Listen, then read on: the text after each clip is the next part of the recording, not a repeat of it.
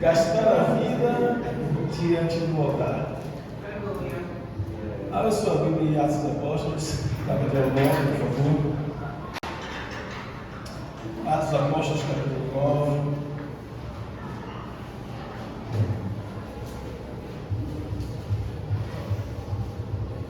O Senhor seja louvado. Gastar a vida diante do altar. Será que nós estamos sabendo que nós estamos prometendo a Deus por intermédio desse cântico? Certa vez nós estávamos orando aqui diante desse altar, nós estávamos falando com Deus por intermédio da oração, e de repente nós cantamos um hino, né? Começamos a cantar um hino, dizendo que a tua palavra escondida, né? Eu vou pecar contra ti. E de repente o Espírito Santo usou uma pessoa para perguntar para a gente: vocês sabem o que vocês estão cantando com leitura? Vocês já pararam para analisar o significado da letra desse hino? Vocês estão vivendo o que vocês estão falando? Eu não esqueço disso. Eu nunca vou esquecer dessas indagações de Deus. Temos que ter muito cuidado com o que nós estamos cantando, porque da boca para fora não adianta. Nós temos que orar ao Senhor, nós temos que adorar o Senhor. E quando é hino de promessa, temos que saber o que nós estamos prometendo. E quando nós compreendermos, sabermos como vivermos, vamos aplicarmos em nossas vidas. Eu quero falar um pouco desse homem aqui. Atos dos Apóstolos, capítulo 9. Diz assim: enquanto isso, Saulo ainda respirava ameaça de morte contra os discípulos, os seguidores de Jesus. Dirigindo-se ao sumo sacerdote, pediu-lhes carta para as sinagogas de Damasco, de maneira que, caso encontrasse ali homens ou mulheres que pertencesse ao caminho ou fosse cristão, ou seguisse a Jesus, o caminho é esse significado, pudesse levá-los presos para Jerusalém em sua viagem. Quando se aproximava de Damasco, de repente brilhou ao seu redor uma luz que vinha do céu. Ele caiu por terra e ouviu uma voz que lhe dizia: Saulo, Saulo, por que você me persegue? Saulo perguntou: quem és tu, Senhor? Ele respondeu: eu sou Jesus, a quem você persegue. Levante-se e entre na cidade, e alguém lhe dirá o que você deve fazer. Os homens que viajavam com Saulo pararam, emudecidos, ouvindo a voz, mas não viam ninguém. Saulo levantou-se do chão e, abrindo os olhos, não conseguiu ver nada. E os homens o levaram pela mão até Damasco. Por 3 dias ele esteve cego, não comeu nem bebeu. Em Damasco havia um discípulo chamado Ananias. O Senhor o chamou numa visão: Ananias. Eis-me aqui, Senhor, respondeu ele. O Senhor lhe disse: vá da casa de Judas, na rua chamada direita, e pergunte por um homem de Tarso chamado Saulo. Ele está orando. Numa visão, viu um homem chamado Ananias chegar e impor as mãos para que voltasse a ver. Respondeu Ananias: Senhor, tenho ouvido muitas coisas a respeito deste homem, de todo o mal que ele tem feito aos teus santos em Jerusalém. Ele chegou aqui com autorização do chefe dos sacerdotes para prender todos os que invocam o teu nome. Mas o Senhor disse a Ananias: vá, este homem é meu instrumento escolhido para levar o meu nome perante os gentios e seus reis e perante o povo de Israel. Mostrar-te-ei a ele o quanto deve sofrer pelo meu nome. Então Ananias foi, entrou na casa, pôs as mãos sobre Saulo e disse: irmão Saulo, o Senhor Jesus, que lhe apareceu no caminho por onde enviou-me para que você voltasse a ver e seja cheio do Espírito Santo. Imediatamente algo como que escama caiu dos seus olhos de Saulo, e ele passou a ver novamente. Levantando-se, foi batizado, e depois de comer recuperou as forças. Poderia se sentar, queridos. Todas as vezes que eu imagino uma transformação, necessidade de transformação, como eu falei agora, gastar a vida diante do altar, uma das personagens bíblicas pelas quais nós temos que reconhecer o tamanho do esforço dele após a convenção é algo necessário. Não vejo um homem com tamanho esforço só tirando a pessoa medida do Filho do Deus vivo, Jesus. Eu vejo uma pessoa que conseguiu desempenhar de uma forma tão extraordinária a sua convenção, porque às vezes nós usamos a expressão eu me converti tal data. Na verdade, eu confessei a Jesus tal data, ou Jesus me aceitou tal data. Me converti não é no mesmo dia que aceitamos a Jesus, me converti não é porque eu entreguei a vida a Jesus. Me converter é uma trajetória de vida. Me converter é uma mudança radical. Dá exemplo do próprio apóstolo Paulo, que se tornou apóstolo Paulo, que ainda era salvo.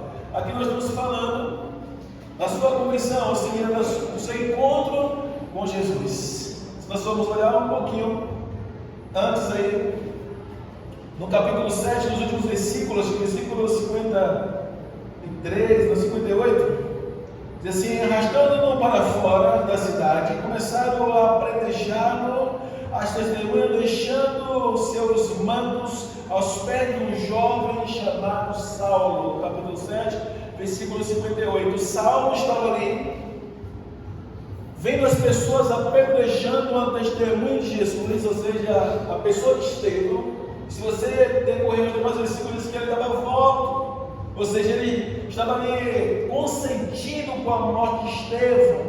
Estava sobre ele também a culpabilidade do sangue de Estevão que estava sendo derramado. Não era uma pessoa boa, era uma pessoa má, era uma pessoa perversa, era uma pessoa que estava ali vendo, considerado como um assassino. Ele não era uma pessoa boazinha, não era uma pessoa de confiança, não era uma pessoa que a sociedade o tinha como uma pessoa boa, principalmente os cristãos. A gente vai ver a linguagem de Ananias quando recebe essa ordem de Jesus, dizendo: Senhor, eu tenho ouvido quantos males esses homens têm feito aos teus santos em toda a Jerusalém. Ou seja, não foi uma pessoa só que foi violentada, que foi massacrada, que foi presa pela pessoa de Saulo. Ele agrediu muita gente, levou muitas pessoas à prisão, prendeu muita gente, cometeu muita perversidade. E aí não era segredo aos discípulos. De repente Ananias fala: Senhor, eu tenho ouvido que esse homem veio com os teus, ou com os santos em toda a Jerusalém. Só foi com a pessoa de Estevão, foi com muita gente. Então dá para ver o nível de crueldade que ele tinha e o temor que as pessoas tinham quando falavam o seu nome, o tamanho mal que ele tinha feito, ou serviço, ou desserviço que ele estava fazendo à sociedade, principalmente aos cristãos. E o capítulo 9, versículo 1, começa logo a narrar justamente a má índole de Saulo. Começa a revelar o que ele de verdade estava indo a fazer: perseguir. Ele foi lá buscar carta nas mãos dos principais sacerdotes de autorização perante a lei, para que ele possa perseguir todas as pessoas que seguissem o caminho, ou se seguissem a pessoa de Jesus. Olha que coisa interessante. Mas o mais interessante é que, para a sorte dele, é que Jesus o encontra. É que Jesus vem ao seu encontro. Eu costumo dizer que o único homem que teve o privilégio de Jesus se deslocar dos céus após a sua ressurreição, para vir dar a ele uma experiência profunda e convencer ele do mau caminho que estava seguindo. O único homem que deu esse trabalho é Jesus. Jesus saiu dos céus após a sua ressurreição, vinha aqui nessa terra de novo para encontrar com ele, para que ele mudasse o seu rumo de vida, foi Saulo. Agora imagine, né? Todos os demais discípulos foram impactados por Jesus com sua presença em carne e osso antes da morte. Só houve convenção de as pessoas quando Jesus não estava nesse mundo, mas após a ressurreição, Saulo teve o prazer de Jesus se deslocar do céu para vir conversar com ele por alguns segundos.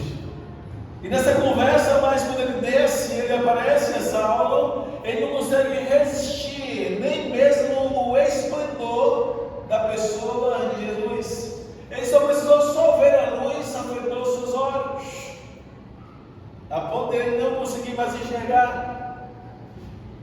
E passou a ser necessário as pessoas pegar pelos seus braços, pelas suas mãos, para guiar ele até Damasco. Aí muitas vezes nós precisamos, quando fala de gastar a vida, é você refletir, é você ponderar, é você analisar todas as decisões que nós tomamos na nossa vida e depois nós entregamos a vida a Jesus, o que precisa ser mudado. E gastar a vida diante do altar do Senhor significa isso, é nós fazermos uma reflexão em nossa mente, lavarmos as nossas memórias. A palavra converter ou converter-se significa mudança de mentalidade, mudança de mente, um novo pensamento. Se você colocar até no Google, perguntar o que Paulo foi fazer, segundo Gálatas capítulo 1, versículo número 17, diz que após esse encontro de Saulo com Jesus, ele foi para o deserto da Arábia. E lá ficou um período de tempo de 3 anos, fazendo penitência e confissões.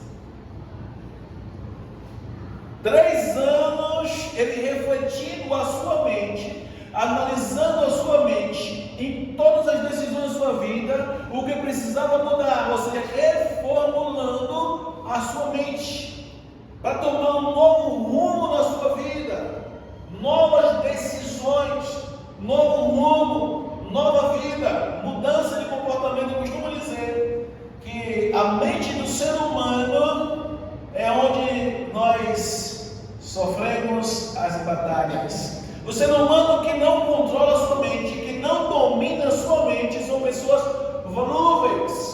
São pessoas que não têm autocontrole, são pessoas que não conseguem se dominar. Já viu aquelas pessoas que agem por impulso momentâneo, só basta irritar, acaba acabando com tudo, faz besteira? É tão assunto chato. Agora, ontem eu fiquei sabendo de um assunto, uma situação difícil, um cidadão aqui que representa algumas pessoas na sociedade, perdeu a cabeça, fez uma besteira. Acho que até eu ouvi algumas pessoas aqui, não quero citar nome, por questão de ética. Mas são pessoas que não se controlam, que não têm um autocontrole, que não têm um domínio próprio. Isso, nenhum de nós estamos livres se não aprendermos a dominar as nossas mentes. Como é que Saulo era? Perverso, homem mau, um homem que consentia até mesmo com morte de pessoas, que seguia a pessoa de Jesus. É por isso que algumas Bíblias, principalmente de João Ferreira de Almeida, afirma dizendo que o perseguidor torna-se perseguido. Ou seja, não é questão de se tornar uma pessoa medrosa, não é questão de se acovardar, não. Uma pessoa destemida, uma pessoa corajosa, uma pessoa que não tem medo de nada na terra, que enfrentava várias pessoas, quando se converte a Cristo, não é o medo que torna a pessoa calma ou tem autocontrole, não, é o temor a Deus e o medo de perder a salvação, o medo de escandalizar o Evangelho e jogar fora a oportunidade que Deus deu da salvação da sua alma. O mundo fala o contrário, você se covardou, você virou mulher, você ficou medroso. Não. Saulo era um homem que tinha muita coragem, isso demonstrou no futuro até o próprio diabo, os demônios acabam falando isso a ele no capítulo 19 de Atos dos Apóstolos, dizendo que Jesus ele conhecia muito bem, sabia quem era a pessoa de Saulo. Ou seja, se Saulo não tivesse medo de diabo, de demônios, servir a Deus, de enfrentar o inferno, não, os demônios controlaram a pessoa de Saulo. Nós vamos ver um homem que quando vem do mundo é corajoso, se converte a Jesus, ele vai deixar de enfrentar o homem humanamente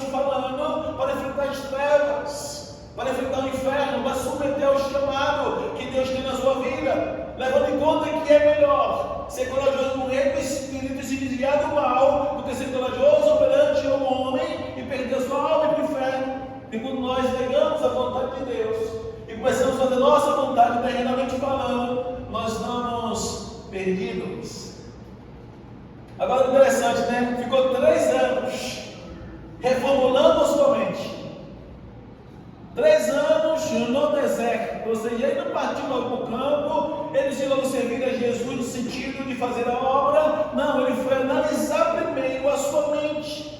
Como é que sua mente trabalhava, como foi que ela foi mentoreada, o que foi que aprendeu, o que precisava ser rejeitado, o que precisava ser filtrado, o que precisava ser absorvido, o que precisava agradar a Deus, e as coisas que deveria rejeitar. Aquilo que glorificaria o nome de Deus, ele ia fazer as coisas que ele não ia glorificar o Deus, ele ia rejeitar. E quando Saulo vem de lá, ele vem de lá determinado a permanecer servindo a Jesus e não mais envergonhar o seu nome. Nós vamos ver isso no decorrer da vida de Saulo, depois desse encontro com Jesus, que ele agora passa a se controlar, tem um domínio próprio, ele estava determinado. Interessante que eu fiz a pesquisa no Google há poucos tempos, umas 2 semanas atrás. O que Paulo estava fazendo no deserto da Arábia? O Google responde assim: estava fazendo penitência. Imagina, confissão, reformulando a sua mente. Coisas que muitos cristãos não param para analisar.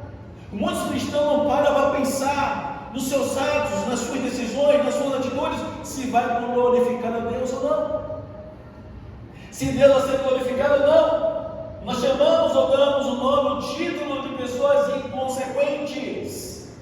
Pessoas que não medem as consequências das suas decisões e lá na frente sofrem, carregam um peso de culpabilidade por não ponderar suas decisões antes de refletir. E nós, os cristãos, tem que ser maduro, tem que ser sóbrio. Interessante que Tito escreve sobre isso no capítulo 2, versículo 11 a seguir, dizendo que a graça de Deus se manifestou salvadoramente perante nós, os homens, ensinando que devemos renunciar a toda impiedade ou não vivemos mais como as pessoas ímpias, mas vivamos nesse presente século uma vida sóbria, uma vida justa, uma vida piamente em Cristo Jesus. Nesse presente século, observe que o texto vai dizer que devemos viver uma vida sóbria, uma vida justa, uma vida piamente em Cristo Jesus. E aguardando a bem-aventurada esperança e o aparecimento do grande Deus e Senhor nosso, Jesus Cristo. Que motiva o cristão a se converter? Ainda pouco eu estava vindo de casa e refletir sobre isso. Qual é a diferença?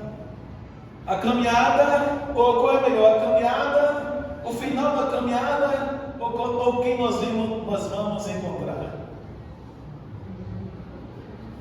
Porque segundo Hebreus capítulo 12, no versículo 1, versículo 2, a Bíblia deixa bem clara que devemos vigiar, porque nós somos rodeados por uma grande nuvem de testemunha e nós não podemos se embaraçar com nada, nem com o pecado que tão de perto nos rodeia, mas olhar para o autor, consumador da vossa fé, Jesus Cristo.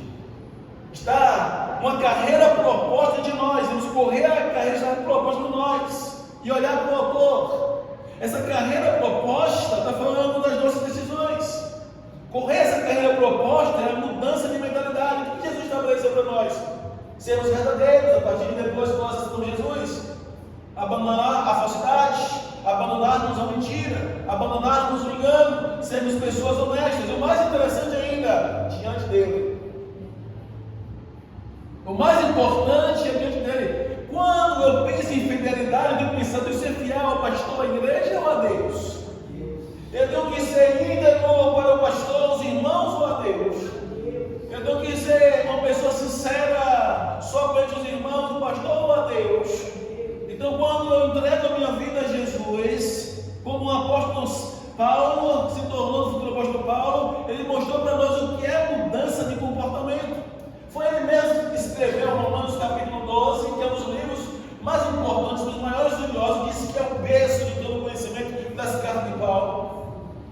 Está em todas as doutrinas sobre o fundamento do Evangelho no livro de Romanos. Ele chega a falar que nós devemos se lembrar da compaixão de Deus e se apresentar diante dele como um corpo santo, puro, agradável a Deus, que é o culto racional. E ainda chega a falar no versículo 2: não se permita ser iludido ou transformado, manipulado a viver como o mundo vive.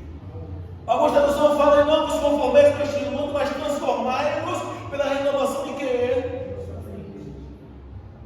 Da nossa mente. Observe que está falando o quê? Se a mente do ser humano não for moldada, não vai adiantar conselho, não vai adiantar visita, não vai adiantar ninguém orar. Eu preciso entender que a minha mente tem que ser alcançada. Eu tenho que permitir que a minha mente seja transformada, seja mudada, porque minha mãe não vai mudar ela se eu não quiser, meu pai não vai mudar se eu não quiser, meus familiares não vão mudar se eu não quiser, nem Deus vai mudar se eu não quiser mudar a minha mente. Quantos crentes nós conhecemos que têm a mente doentia? Quantos cristãos nós conhecemos que têm a mente perturbada, que têm a mente contenciosa, porque ele não se permitiu abandonar esses maus costumes, ainda é direcionado por não avaliar os maus pensamentos? É tão profundo que a Bíblia fala em 2 Coríntios capítulo 4, versículo 4: o Deus deste século cegou o entendimento dos incrédulos. O entendimento é o quê? É aonde? Não é da mente? Interessante, né? Então ele foi para o deserto da Arábia, venceu o inimigo da sua alma no maior campo de batalha do ser humano. Ele sabia que se ele primeiro não se preparasse, não se dominasse, não vencesse as estratégias do inimigo na mente, ele jamais o venceria. É uma coisa que nós precisamos parar para refletir: como é que eu estou servindo a Deus? Eu controlo a minha mente ou a minha mente me controla? Gastar a vida no altar é se permitir que os pensamentos seus estejam alinhados com os pensamentos de Deus, estejam alinhados com os propósitos de Deus. Não é doido? O mesmo apóstolo Paulo escreve isso. Se me faz a memória, Colossenses capítulo 3, versículo 16, que ele diz: a palavra de Cristo habite abundantemente sobre vós. Onde é que a palavra está habitada? Onde é que você vai memorizar a palavra? Onde é que você vai guardar a palavra? Se nós não aprendermos, em primeiro lugar, a ponderar as nossas mentes, analisar as nossas mentes e recapitular as nossas mentes, sermos mentoreados pela palavra de Deus, jamais vamos agradar a Deus. Se nós quisermos sermos salvos, ou permanecer salvos, se nós quisermos agradar a Deus, esse é um dos pontos positivos que temos que tirar da palavra de Deus. Que a nossa mente seja recapitulada. Converter-se significa novas decisões. É você entender que as decisões benéficas que vai agradar a Deus tem que substituir a sua mente a ponto de Deus agradar ou se agradar de tais decisões. Então todo pensamento negativo que a palavra de Deus reprovar, automaticamente eu tenho que rejeitar. Minha mente tem que ser pura. Interessante que Paulo, ele não só entendeu o que ele deveria ou como deveria vencer o inimigo, como ele escreveu as cartas. Em Filipenses capítulo 4, versículo 8, ele diz: não tem mais, irmãos meus, tudo que é puro, tudo que é justo, tudo que é honesto, tudo que é de boa fama, se algum louvor, se alguma virtude, nisto vocês ocupem a mente de vocês. Ele poderia dizer só pura, mas ele procurou abranger vários tópicos para nós entendermos o campo de batalha. Na mente, o mesmo apóstolo Paulo, 2 Coríntios capítulo 10, ele começa a falar sobre isso, que as nossas milícias não são carnais, as nossas milícias são espirituais, poderosas em Deus para desfazer todas as fortalezas do maligno. Ele está falando da nossa mente. Interessante que a Bíblia fala em Efésios capítulo 6, a partir do versículo 13, que nós temos por mais a armadura de Deus, né? Mas versículo 10, o versículo 10 começa dizendo: não tem mais irmão meus, fortalecei o Senhor na força do seu poder. E depois começa as armaduras. A primeira armadura que eu lembro que está no texto capacete da salvação, pelo qual vocês vão apagar todos os dardos inflamados do maligno. O capacete da salvação é a proteção da sua mente. O capacete da salvação é que vai blindar a sua mente, colocando a fé para substituir a qualquer pensamento negativo.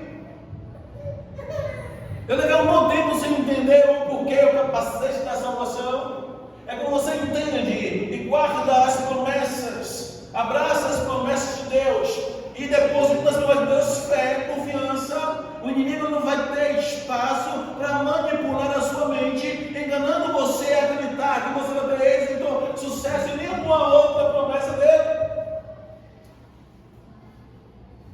Pensamento. Por que Paulo enfatizou tanto assim sobre mente, sobre pensamento? Porque, né? Ele não só tem autoridade para falar, ele é uma das pessoas ideais para mostrar isso, porque ele viveu isso.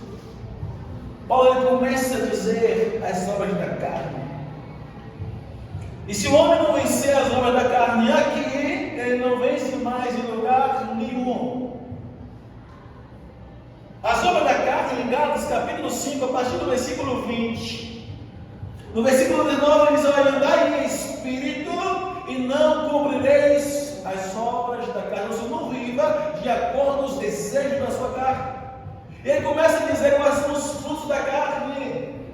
Esses frutos da carne nós só vamos vencer se nós vencermos aqui, em nossa mente. Deus sabe tanto, Deus sabe tudo, e Paulo entendeu tanto que o campo de batalha do ser humano na mente, que logo Deus foi lá, sabendo que logo o inimigo ia querer tentar a pessoa de Eva e disse: olha, você não toca nesse fruto aqui. O inimigo foi lá ludibriar a pessoa de Eva para convencer ela em que campo de batalha? É assim que Deus diz. Reflexão. Ele disse isso porque ele sabe que no dia que desse fruto você comer, tu serás igual a ele. Dúvidas. O que mais me choca é que o inimigo ele sempre vai trabalhar em cima daquilo que você diz que é a sua fraqueza.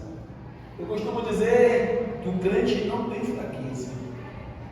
Geralmente, quando a gente ouve os crentes dizer, todos nós temos uma fraqueza, mas porque ele já vive num pecado. Sou bem enfático nisso. Você vê esse crente, não, irmão, também tem espinho na carne, quer dizer que ele está vivendo um pecado e não está lutando para vencer. Sem vergonha.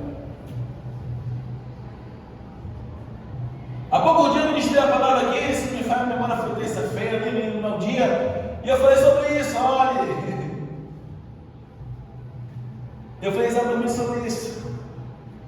Que o inimigo ele vai tentar aonde mais você sentia a fazer a vontade dele quando você estava no mundo. Falei sobre isso.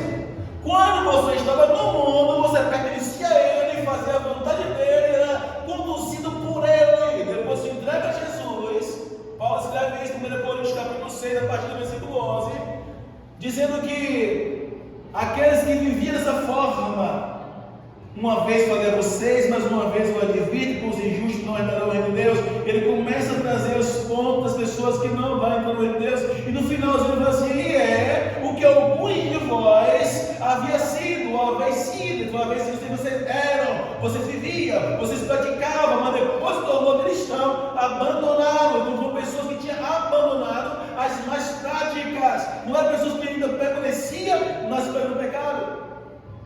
E é o que alguns de vós havem sido. O mesmo apóstolo Paulo prega isso em Gálatas capítulo 5, versículo 1. Não vos torneis a se submeter ou ser escravo de novo daquilo que Jesus libertou vocês uma vez. Ou seja, é vigilância. Se a sua área de fraqueza é a prostituição, o diabo vai investir em prostituição. Você tem que lembrar que a Bíblia também diz que aqueles que um dia foram alcançados por Deus, eles não mais estão debaixo do jugo do pecado, mas debaixo da graça.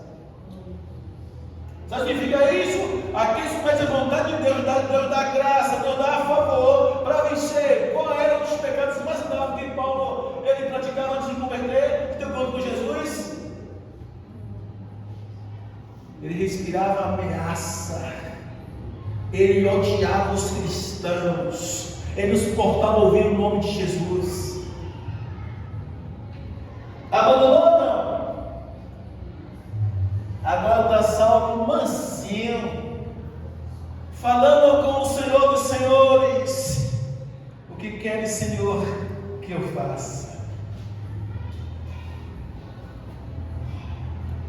Vá para a rua chamada direita em Damasco, a rua que está deserta, de um homem chamado Judas.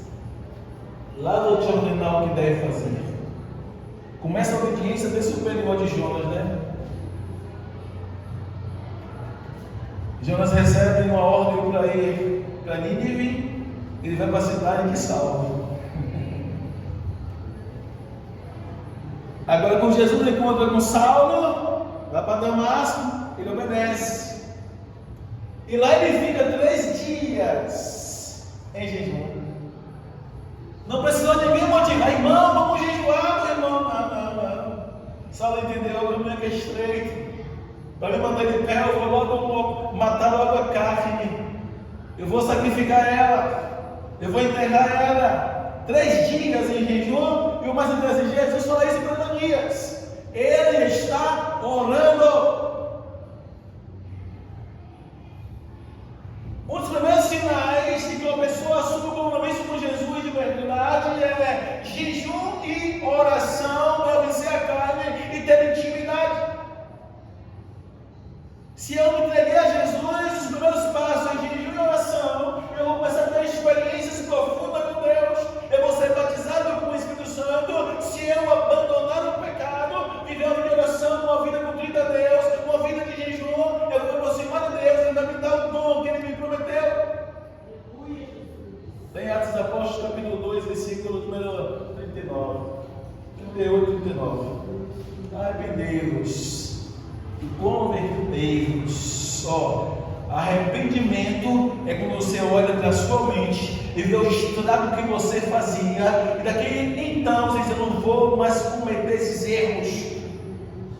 Arrependimento é conseguir olhar para trás e ver o estrago que fez com a sua própria vida, os enganos, os erros, os pecados que nós cometemos, e passamos a ter vergonha deles e dizer para Deus: até aqui eu vivi uma vida de rebeldia, de pecado, de engano, daqui para frente eu vou lutar, dar de forças para permanecer, porque eu não quero mais viver uma vida de engano perante os teus olhos. Arrependimento é isso. Aí convertimento é que é a reflexão mental, onde eu preciso analisar minha vida, como é está, onde eu preciso mudar, eu começar a mudar, me permitir que a minha mente seja renovada. Neste eu citei aqui o texto de Romanos 12, versículo 2, né? Que Paulo disse: a renovação do vosso entendimento. Renovação é tudo novo. Renovação do entendimento é você agora aplicar o Evangelho na sua vida como estilo de vida, viver de acordo com o Evangelho, mas não conforme o mundo. A segunda palavra que Pedro citou em Atos capítulo 2, a partir do versículo 38, foi converter-vos. Mudança de mentalidade. Eu vou deixar de ser menino, eu vou deixar de ser imaturo ou imatura, eu agora vou ser um cristão autêntico, vou ser uma pessoa agora ponderada, uma pessoa prudente, eu vou agir como uma pessoa que vai glorificar o nome do Senhor, pelo meu intermédio, minhas atitudes, minhas decisões, até tudo que aquilo que eu faço. Mudança de mente. Eu preciso ter uma mente conforme a mente de Jesus. Estou em dúvida se é 2 Coríntios capítulo 1, versículo 9, que fala que nós recebemos a mente de Cristo. Receber a mente de Cristo já não é mais um desvalho para o pecado, se brincar com o pecado.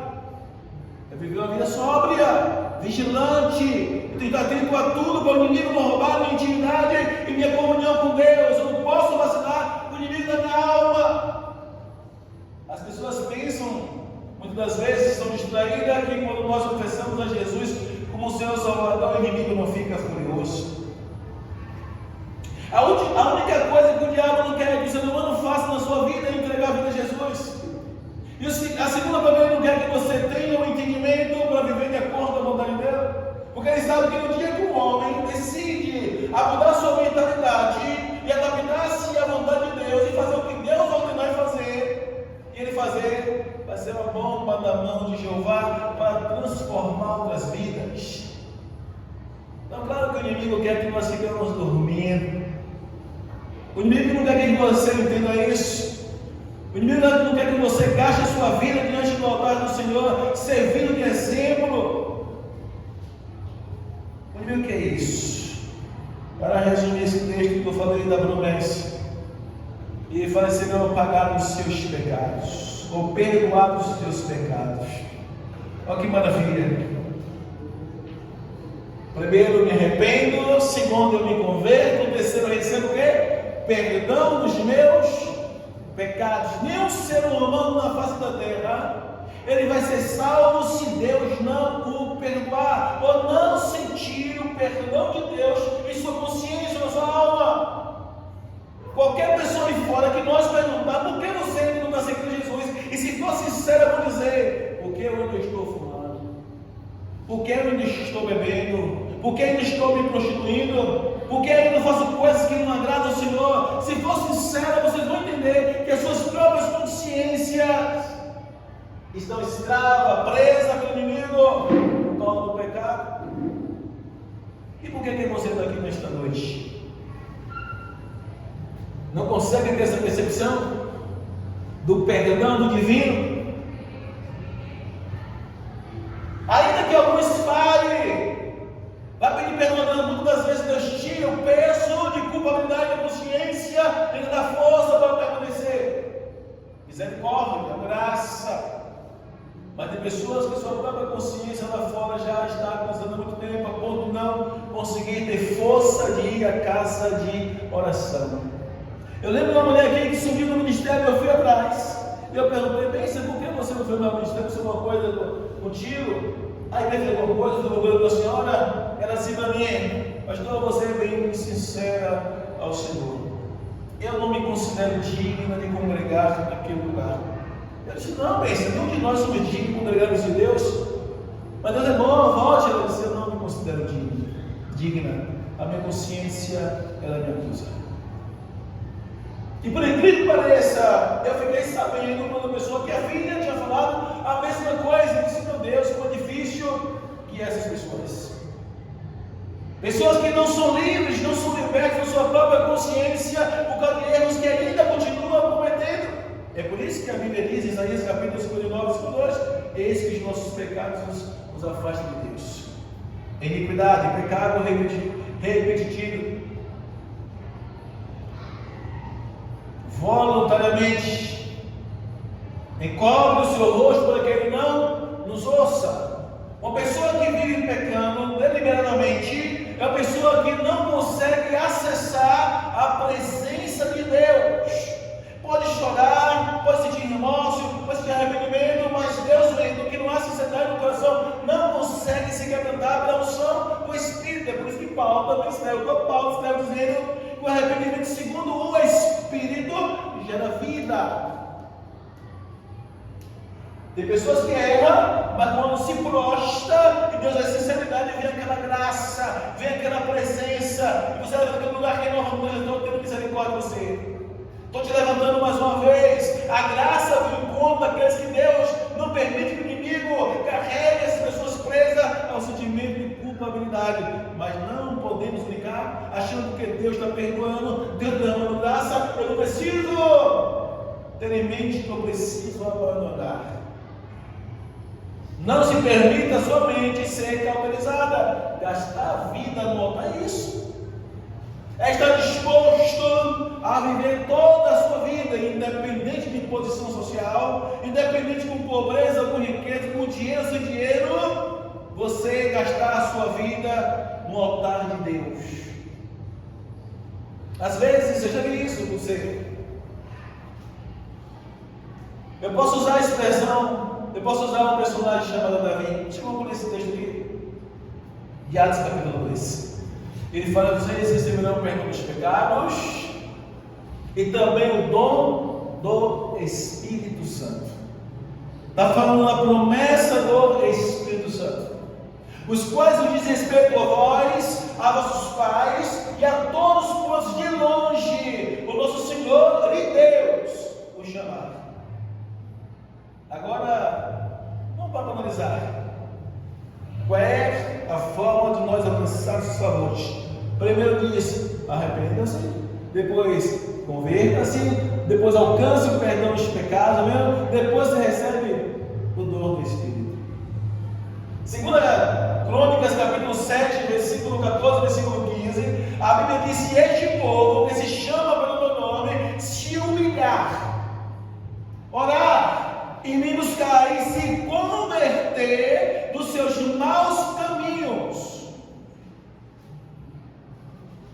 Não vai tentar nós orarmos, chorarmos, se humilharmos e não se converter.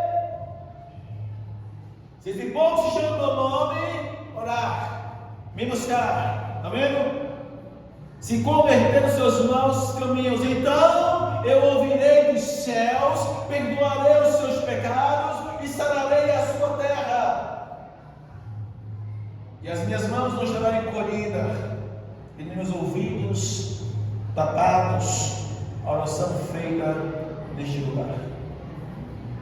Se nós quisermos ver a manifestação da glória de Deus, tem que haver arrependimento com sinceridade, convertimento com sinceridade, não brincadeira com o pecado, e de ter pecado de estimação. Deus vai sinceridade. Imagine de uma forma coletiva, o que Deus vai fazer?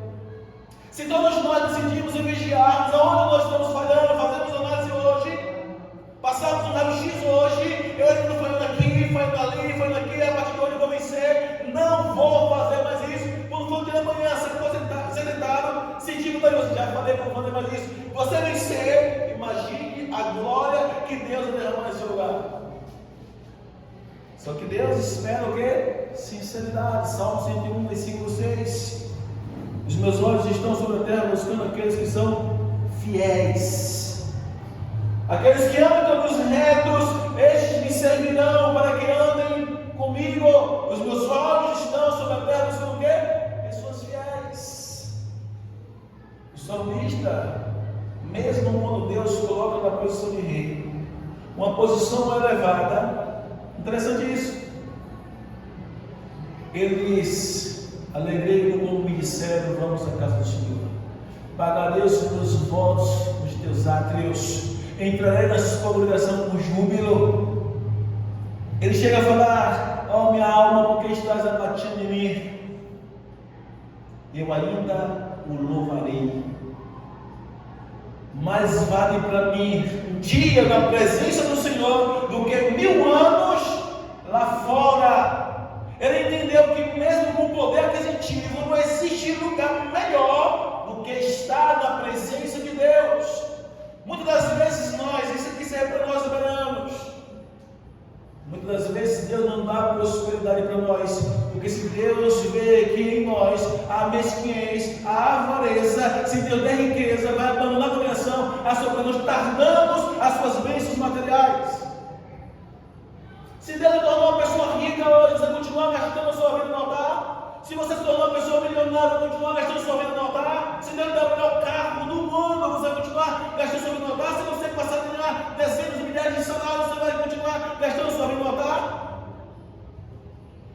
Está pronto para isso? Eu conheço muita gente que só precisou Deus dar uma casinha, só precisou Deus dar uma empresinha, só precisou Deus dar um carrinho. Bye bye congregação, bye bye pastor, bye bye irmãos. Precisamos se desprender, gastar a vida no altar. É você não se deixar se corromper a ponto de ser convencido, substituir o lugar de Deus, que é o primeiro lugar da sua vida, por qualquer coisa. João capítulo 6, versículo 27 diz: não gastar dinheiro naquilo que é bom, nas coisas terrenas desse mundo. Não trabalhareis por pão que perece, mas pela comida que permanece para a vida eterna. Isso não está dizendo que você tem que abandonar o trabalho. Tem um cara que interpreta isso errado. Isso não quer dizer que você não precisa mais trabalhar, ou que o pão ou o trabalho do dia a dia é uma coisa amaldiçoada. A pessoa tem que interpretar isso como no corpo, que não presta para nada, não. Jesus explica isso em João capítulo 4, que fala no versículo 33, quando foi para a mulher samaritana, dizendo: eu tenho uma comida para comer, e esta é fazer a vontade de meu Pai. Mas você entendeu o que é comida?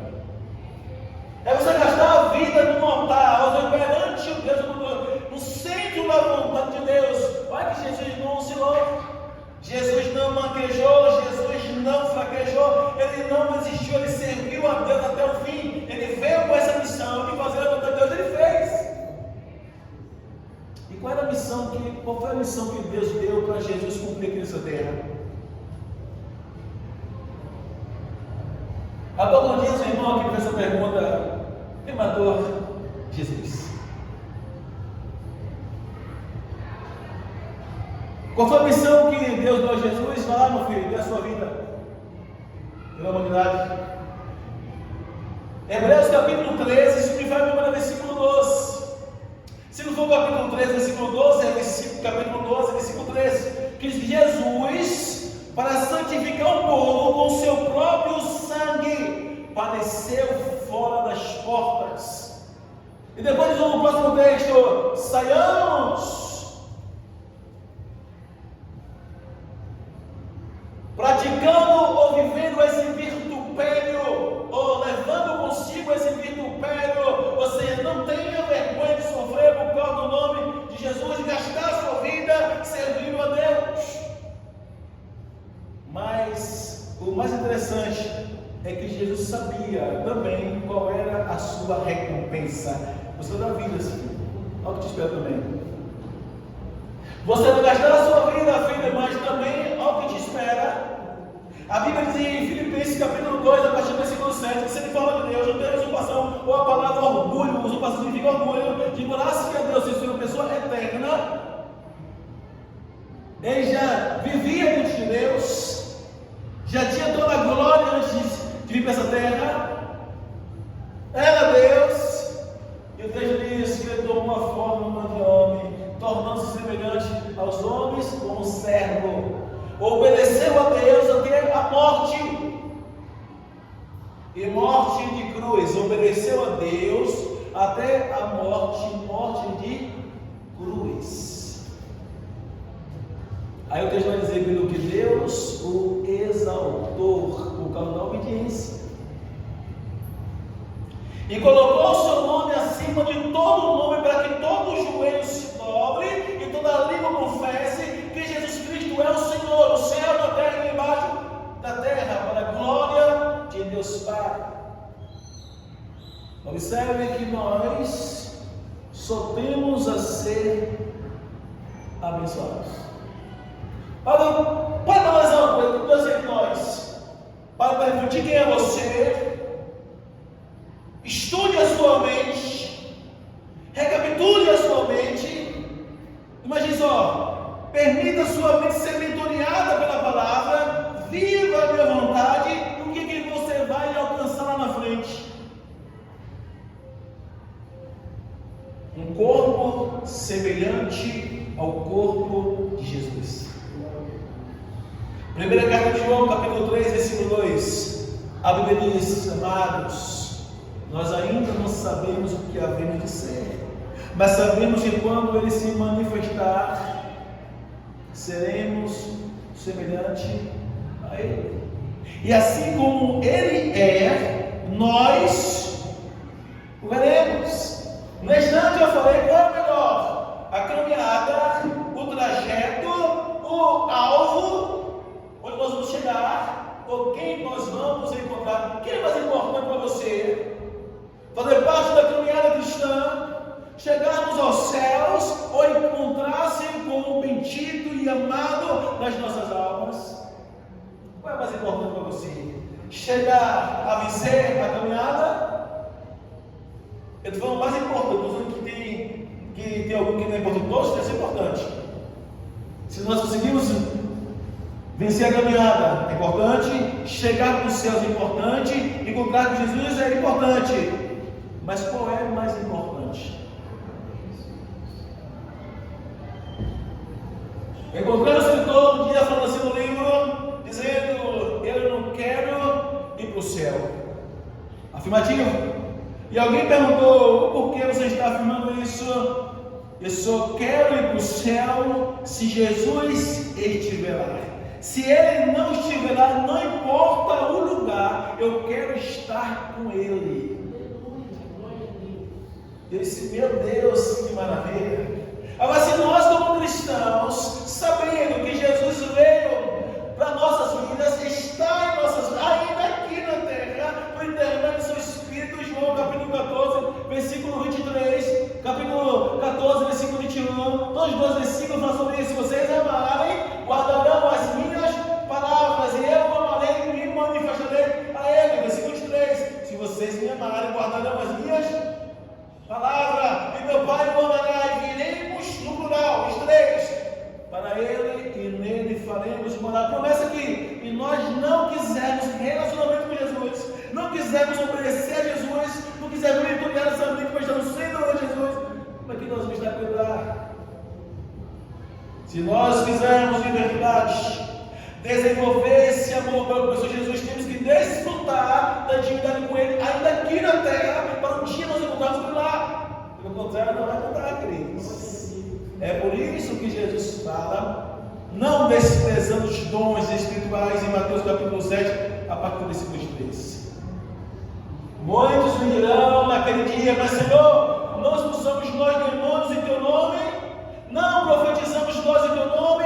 Em teu nome não fizemos muitas maravilhas? E eu vos direi abertamente: apartai-vos de mim, eu nunca vos conheci, vós que praticais a iniquidade.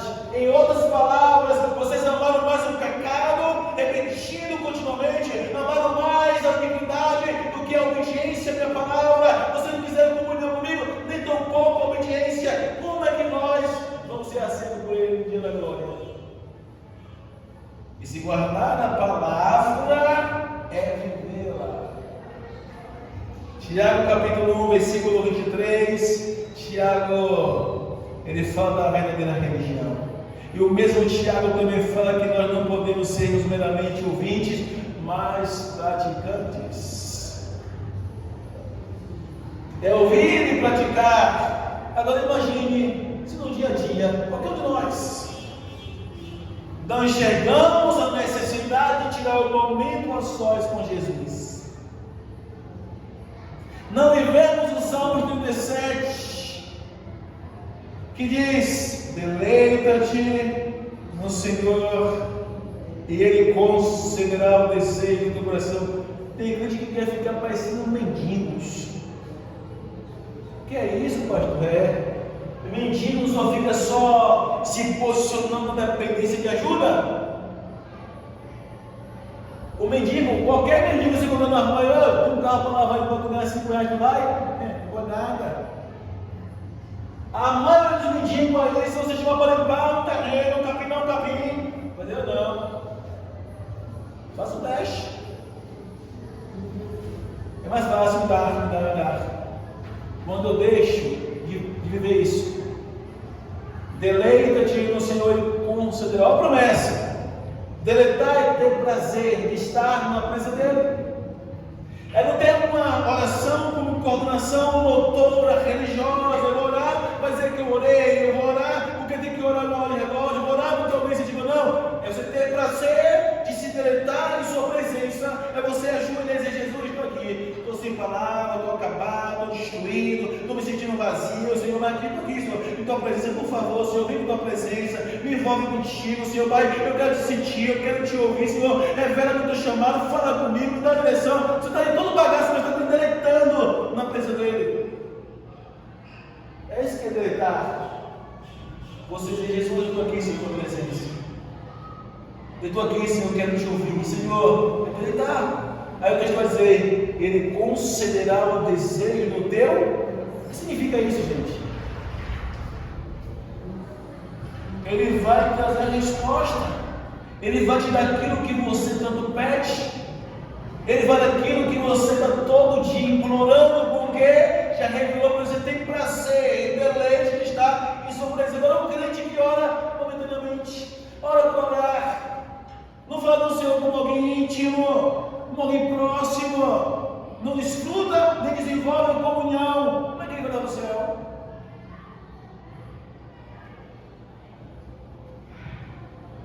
Temos que ter muito cuidado com isso. Isaías capítulo 55, versículo 8, se me falha a memória. Você diz que os caras não se podem achar e vão cair o quanto está.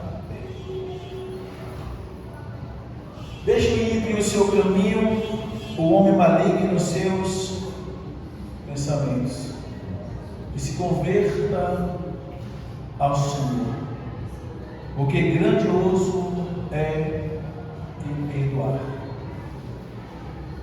Gastar a vida no altar é ter uma mentalidade pura. O texto diz: deixe ir o seu mau caminho, o homem maligno nos seus pensamentos. Pensamento de lesar, pensamento de matar, pensamento perverso, pensamento ruim. São pensamentos e atribuídos como homens malignos. Agora interessante, né? Antigamente Tiago falando que não pode jorrar da mesma fonte dois tipos de água, né? Uma boca adoramos a Deus, com a outra amaldiçoamos a imagem e semelhança de Deus. E a própria palavra atribui às pessoas e permite sua mente ser perversa, maldosa, maligna como maligno. Mente maligna só que deveria ter quem? Maligno.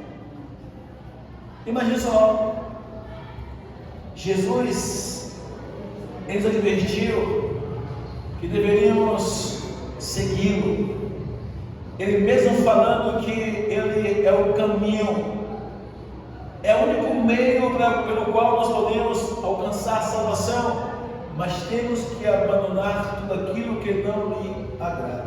É fácil? Não é fácil nós abandonarmos aquilo que nós gostamos. Não é fácil nós permanecermos vigilantes a abandonar tudo aquilo que nós gostamos. É por isso que a palavra é converter. Imagine só você converter, mudar a sua trajetória de vida e projetar a sua vida toda para servir a Jesus. Quando eu falo que eu tenho alguns homens com expressão de fé, que eu já vi chorando do meu lado, dizendo: não tem diabo que me tire da vontade de Deus, vou morrer servindo a Jesus. Isso é tão impactante, é tão profundo, que ele está determinado a viver para Jesus até o último dia de sua vida aqui na terra. Vocês entenderam? Eu vou morrer servindo a Jesus, chorando, passando um momento de divisão ministerial. E a gente, quando não somos líderes, quando não estamos chamando pastoral, não sabemos o que é rachar o ministério, dividir o ministério, nós não temos noção da dor do coração de um pastor.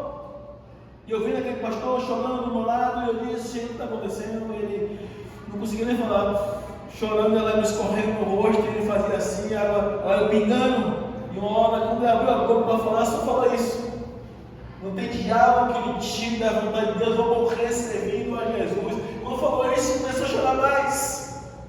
E eu citei para ele na época Mateus capítulo 5, versículo 11: bem-aventurados suas vozes quando vos injuriarem, mentindo todo mal contra vós por minha causa, porque grande é o vosso galardão no reino dos céus. E ele falou: essas palavras que eu ouvi, meu Pai não está me consolando, não está entrando no coração com a dor.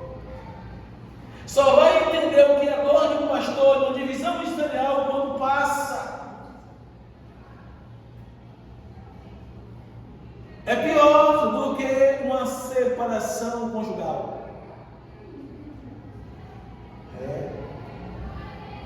Porque você chora por diversas almas. Você pode chorar por um, dois ou três. Mas quando você sofre a divisão e você vê várias famílias destroçadas, desviadas, voltando ao espojadouro de lama. Você sabe que custou o sangue de Jesus Cristo na cruz, e por causa de uma pessoa insensata, ou até mesmo maldosa, começando a de rachar o ministério por vaidades. A dor é tão grande, tão terrível, que acaba afetando sua vida sentimental, emocional e até física. Eu louvo a Deus que eu estou me recuperando. Eu louvo a Deus que eu estou percebendo Deus restaurando a vida emocional, sentimental e a física. Afeta. Eu ouvi um pastor falando uma vez assim: olha, qualquer ser humano, independente de qual seja a circunstância, quando a vida sentimental ela é atingida, parece que deixou de viver. Todos nós, em alguns momentos de nossa vida, enfrentamos algumas situações onde não há mais vontade de viver. Mas sabe quando é isso? É quando a vida psíquica, o nome da vida sentimental, a sua mente é afetada, você não consegue, você começa a dar branco, você começa a perder a expectativa, você começa a deixar de sonhar, porque a vida psicológica ela foi afetada, e de repente você começa a envolver a vida emocional, chorar, começa a se lamentar, começa a sentir dor na alma, e de repente você começa a pensar assim: o que adianta mais viver? O problema não é Deus. O problema não foi nem as pessoas que causou mal. O problema é que nós somos seres humanos limitados, e quando passamos por isso, nós temos que buscarmos muita força em Deus para permanecer lutando para sobreviver. Porque se nós deixarmos aquilo nos irritar, se nós deixarmos aquilo nos afetar, o dano ainda será pior do que os efeitos. E muitas vezes, nos refere à área espiritual, precisamos de um socorro divino. A nossa mente tem que estar pronta, preparada para enfrentar qualquer situação. Deus diz: Senhor, eu vou passar por essa, eu vou vencer mais essa, eu não vou desistir mais uma vez, eu vou passar por cima. Nós precisamos levantar para 10 anos, mas o Senhor vai me ajudar, eu vou continuar servindo o Senhor. E quando nós temos a nossa mente programada, projetada a permanecer servindo a Deus, aconteça o que tiver a acontecer, pode levantar o vento que for, Deus, Ele volta a nos erguer para que o nome dele seja glorificado. Mas o mais interessante é que você tem que aprender a gastar a sua vida no altar do Senhor. Se nós formos pessoas valorosas, pessoas insensatas, pessoas que não sabemos o que nós queremos, não vai ter garantia. Saulo mostrou muito bem isso. Eu acho que é Gálatas capítulo 2, versículo 20. Se não for 2, 25, 20, acho que 2, 20.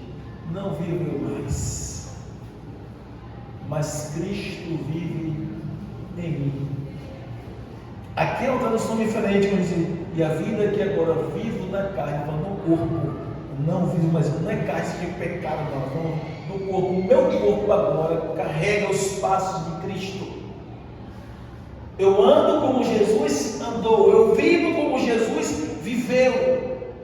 Eu fico maravilhado com a convenção de Saulo, que se torna o apóstolo Paulo, que Deus fez tantas coisas, ele mostrou todo o favor divino, e quando ele volta do deserto, depois de 3 anos no deserto de Arábia, os discípulos o rejeitam. Os apóstolos não. Precisou da intervenção de Barnabé, mas a Bíblia vai dizer em Atos Apóstolos, capítulo 19, a partir do versículo 11, que Deus, por intermédio de Saulo, fazia milagres extraordinários, a ponto de ter os lenços e aventais ser levado por outras pessoas, e os espíritos malignos saíam das pessoas, e os enfermos eram curados. Quando ele chega a falar: não vivo mais eu, mas Cristo vive em mim, ele soube subjugar o seu corpo, a sua mente, de uma forma literal, a ponto de Deus usar, muitas vezes, conforme Deus usou a pessoa de Jesus. Imagine só ter tamanha intimidade. Está indignado, furioso, chateado. Deus, eu sacudo os pés, eu sacudo a poeira dos meus pés nessa cidade. Eu vou para outro lugar, vou para os gentios. Se me faz memória, capítulo 18, versículo 10 dos Apóstolos. Jesus aparece em visão: Saulo, ei, você vai sair para onde? Você está indignado, está chateado? Não, continue. Você sai daqui não.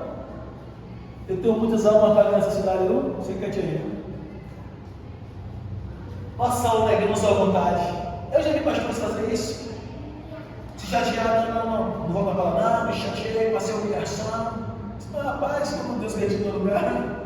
Você tem que lançar a mão, não, para lá não volta. Aí o negócio pegou. Temos que ter muita cautela com isso. Nesse mesmo capítulo 19, a Bíblia diz que esses discípulos pregando, falam junto, se convenceram a multidão de pessoas que praticavam o ocultismo. Acho que é versículo 19. Ou seja, até os feiticeiros acabaram se convertendo e pegaram seus livros de ocultismo, levaram para os apóstolos e disseram: queima aqui publicamente, nós estamos negando essas entidades. Nós vamos servir agora ao seu Jesus. Imagina só, hoje vem crente com medo de macumbeiro. Com medo. Tem medo de macumbeiro. Isso aí vai estar repreendido em nome de Jesus. Agora se escondeu, cadê a confiança no seu Deus? Quem é mais forte, o seu Deus ou o meu Deus? Quem é mais poderoso? Quem é que pode com o seu Deus? Quem é que prometeu te guardar, te proteger? Quem foi que disse que colocaria os seus anjos ao seu redor para que não tropece em pedra?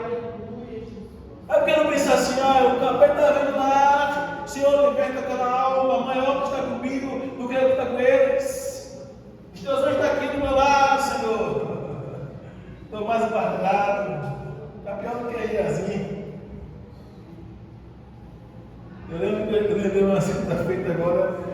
Eu cheguei numa casa, nunca vou esquecer disso. Disseram: pô, irmão, bora ali, irmão. Só foi uma mulher que está endemoniada. Cheguei lá, vi dois crentes brigando, uma mulher cheia de cachaça. A mulher fingindo que estava endemoniada. E xingando os crentes, tá os crentes calados, pé na mão e no chão. A mulher está no chão, tá um garra aqui, o garra está ali, sai. Aí me chamaram, levou eu que hoje Jesus.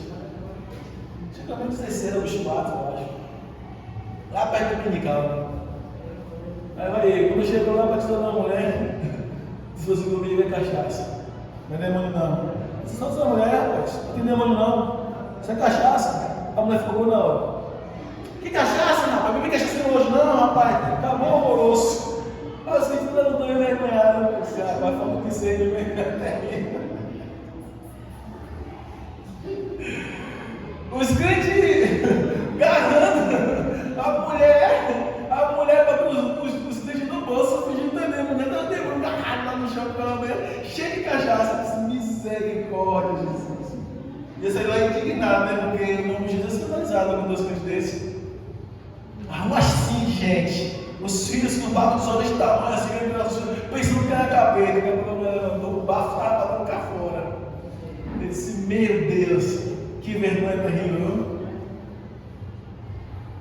Deve ser umas experiências assim. Um dia eu estou em casa, chegou uma mulher. Mas eu irmão, eu não sei mais onde eu correr. Me ajude, meu irmão, me ajude, o demônio está me possuindo. Eu digo: me possuindo? Crente. Me possuindo como, rapaz? Quando a mulher fez um gesto indecoroso, baixou lá e começou a dizer: lá vem para a barriga. Aí começou a se comportar como uma demoniada. Eu não é inocência ainda, né? Deus te fala comigo: sai em nome de Jesus. Lá vem Maria Mulano, senhor, esse negócio está errado. Lá vem fulano. Aí eu fiquei sério. Levanta aí, rapaz. Acabou a demonização. Aí ficou preocupado com o mente da mulher. Aí eu falei com alguém, aí alguém falou assim: tem pessoas que se chamam de demonizadas. O diabo não entra, mas ele controla o comportamento da pessoa. Eu disse: assim é, Jesus. Quantos crentes não passam por essa vergonha, hein?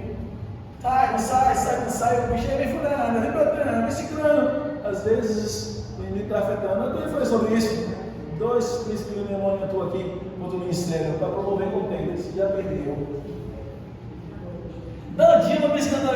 falando com os outros, já perdeu.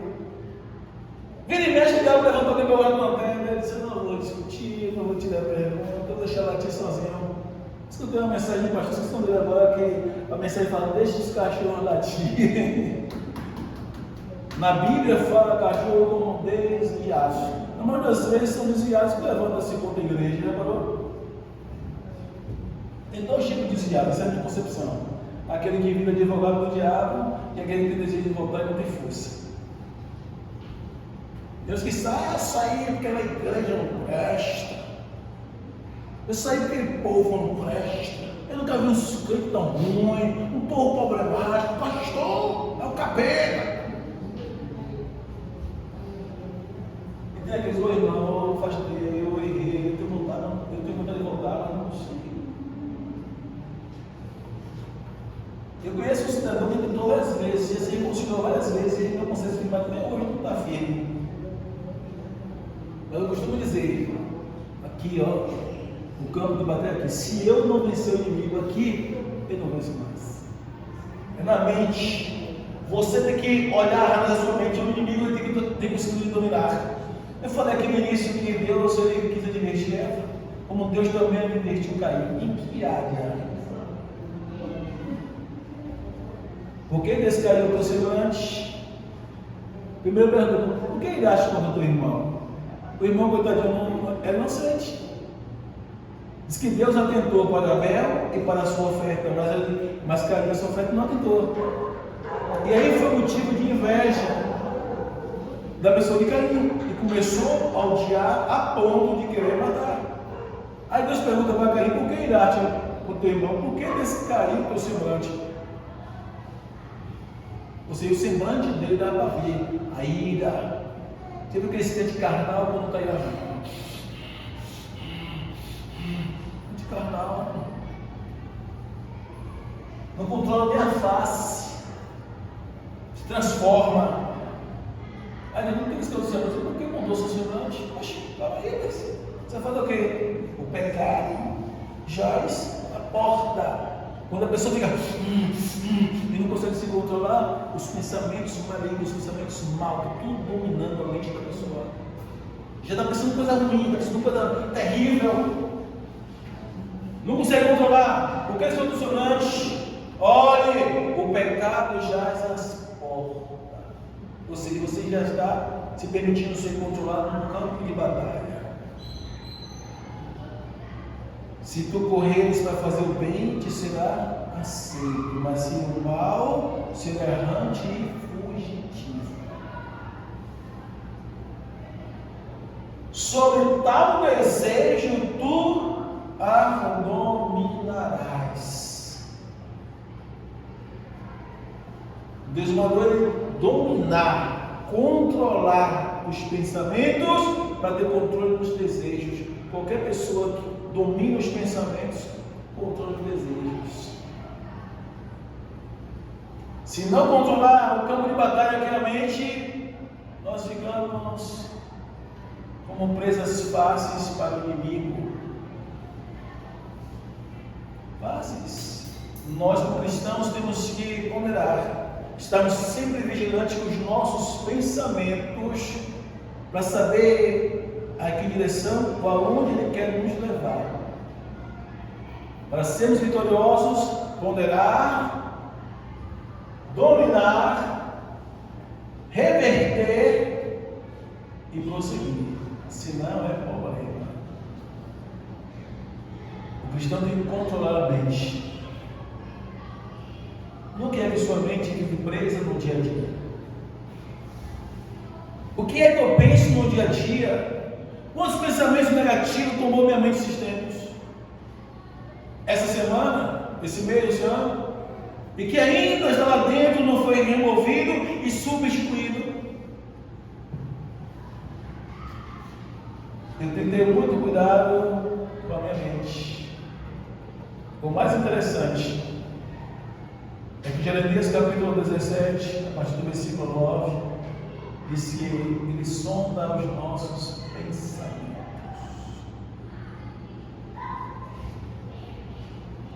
Ele conhece os nossos pensamentos e sonda o nosso coração. E isto para dar a cada um segundo as suas obras. Dá um exemplo aqui, se no meu dia a dia eu penso em enganar, o que aconteceu comigo? 2 Timóteo, capítulo 3, versículo de número 11, meu Deus. Não faz memória, versículo 11, 3:11. Aos homens enganadores sairão de mal para pior, enganando e sendo enganados. E como receber de Deus se for enganado? Receber engano também. Em Gálatas capítulo 6, versículo 7, diz assim: não erreis. Deus não se permite a ser zombado. Tudo que o homem semeia, disso também ceifará. Agora, se eu penso de uma forma positiva, não, eu vou agradar a Deus, eu vou viver em santidade, eu vou repudiar, vou rejeitar as bandeiras do inimigo, eu vou viver como uma pessoa santa, que significa separar para Deus, eu vou procurar agradar a Deus, fazendo o que Deus mandar. O que vai parar a gente? Há um texto em Jó, capítulo 22, versículo 28, que diz assim: determinando tu algum negócio, ser-te-á firme. O que quer dizer com isso? Se você determinou algo na sua vida, seja firme, porque é melhor firmeza do que servir a Deus. Determinando tu algum negócio, seja firme, e a luz brilhará nos teus caminhos.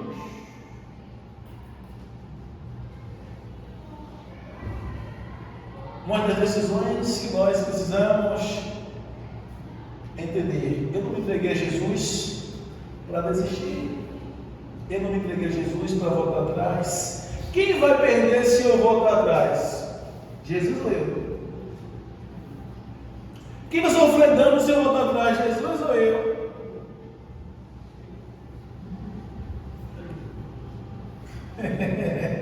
Decisão mais louca é a pessoa desviar-se, desistir, voltar atrás, independente do que nós passemos. No Salmo 121, conclui esse texto: você segue sua mente cheia de convicção, de esperança. A Bíblia diz que devemos elevar os nossos olhos para os montes, porque de lá virá o socorro.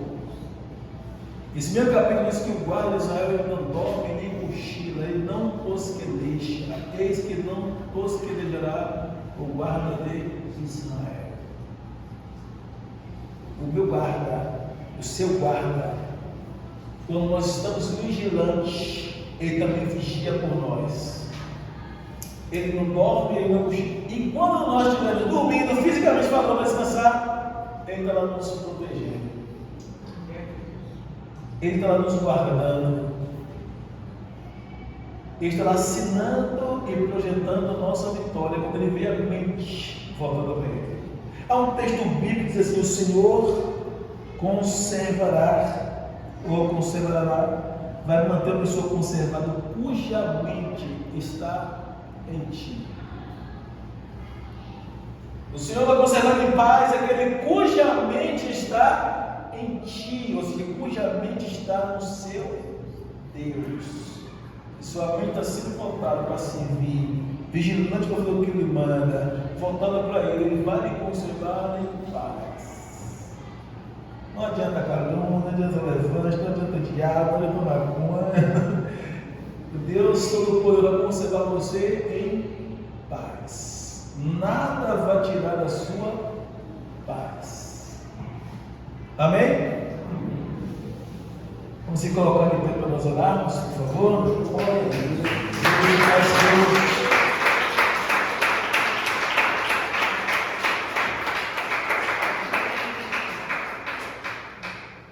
Cante, adore e viva. E queime a sua vida no altar de verdade. Como Saulo, o apóstolo Paulo, ele queimou a vida. Até o dia que ele chegou, em 2 Timóteo, capítulo 4, versículo 7. combati um bom combate, ou seja, completei minha carreira, guardei a minha fé, e agora aguardo em depósito a coroa que o Senhor preparou não só para mim, mas para todos que amam a sua vida. É interessante. Ele morreu queimando a sua vida, glorificando a Deus e demonstrando a convicção da sua coroa garantida na glória. Imagine se você ser sentenciado à morte. Você vai morrer e você ter coragem de falar isso. Combati um bom combate, acabei a minha carreira, guardei a minha fé, e agora aguardo em depósito a coroa que o Senhor preparou não só para mim, mas para todos aqueles que amam a sua vida.